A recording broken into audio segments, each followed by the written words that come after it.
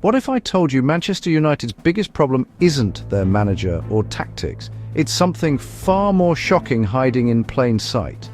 Let's dive deep into the Red Devils' season so far, comparing them to Crystal Palace, another team using a 3 centre-back system but with wildly different results.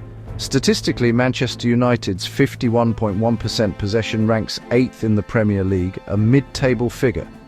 Crystal Palace, meanwhile, averages just 42.7% possession, sitting 18th. Yet both teams excel in expected goals, with Palace leading at 17.4% and United close behind at 15.4%. Oddly, both have only scored 9 league goals, with Bruno Fernandes contributing 2 penalties for United. Shots on target per match reveal Palace's edge at 5.4 compared to United's 4.8. But here's the twist. Shots on target don't always mean high threat. Spectacular long-range efforts or woodwork hits look impressive, but often carry low expected goals values below 0.1. The real story lies in big chances created. Crystal Palace leads the league with 33, perfectly aligning with their counter-attacking style that sacrifices possession for lethal opportunities. Their win over Liverpool showcased this. Had luck favoured them, they could have led by 2-3 goals early.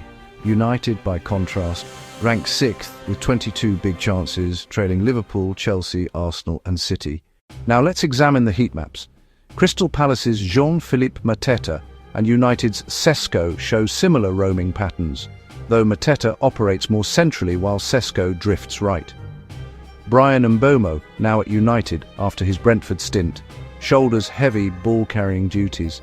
Mateta's explosive dribbling outshines Sesko's output, but Sesko compensates with smart link-up play, dropping deep to recycle possession via short passes, a trait United's forwards have lacked. His recent goals against Brentford and Sunderland highlighted his quick reflexes in crowded boxes, though his movement outside the area seems less agile. Sesko's emergence as a stabiliser in United's build-up is pivotal, creating space for Mbeumo and Amad Diallo. Yet data shows Sesko underperforms in ground duels among new Premier League forwards, possibly due to adaptation struggles. His aerial stats are stronger, but his contribution remains inconsistent outside the box. This contrasts sharply with Palace's midfielders like Daichi Kamada and Yeremy Pino, whose rapid transitions and ball-carrying surpass United's options. Palace's setup, featuring Adam Wharton's distribution and Daniel Munoz's overlapping runs, creates a more cohesive counter-attacking unit compared to United's reliance on Sesko as a focal point.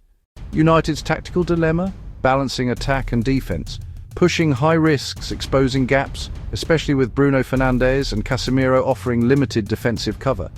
Fernandes, despite creating 19 chances this season, matching last year's ratios, has 0 assists, likely due to his deeper role. His long ball accuracy remains steady with 32 successful attempts, but his defensive contributions in the final third have plummeted to just 2 possession recoveries versus last season's 26. This shift demands midfield adjustments. Kobbie Mainoo's energy could help, but his limited minutes raise selection concerns. Defensively, United show tentative stability. Luke Shaw's distribution is valuable, but lacks pace, while Lisandro Martinez's return promises better long-range passing. Goalkeeper Senna Lamens has drawn Kasper Schmeichel comparisons for early heroics, though Schmeichel warned about the pressures of playing for United. The team's wastefulness, hitting the woodwork 5 times and Fernandes missing 2 penalties, explains their expected goal-to-goals gap. Second-half drop-offs suggest fitness issues, possibly due to Amorim's demanding system, struggling to adapt from Portugal's league to the Premier League's intensity. 2 final thoughts. United's midfield desperately needs a defensive anchor, with Manuel Ugarte and Mainoo not fully suiting the role, making January reinforcements from Serie A or League One crucial. Off-field matters like financial reports and ownership changes warrant their own discussion. For now, that wraps up our analysis. If you enjoyed this breakdown, show your support by liking, commenting and subscribing. Your engagement fuels our content. Let's keep the conversation going.